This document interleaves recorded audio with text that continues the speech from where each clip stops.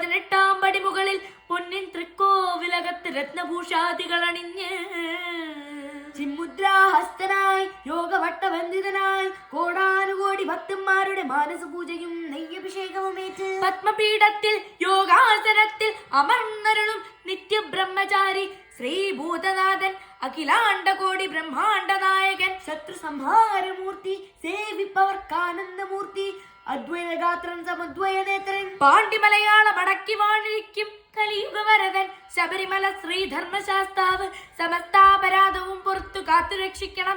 ഓം ശ്രീ ഹരിഹരസുതനാനന്ദ ചിത്തനയ്യനയ്യപ്പ സ്വാമിയേ.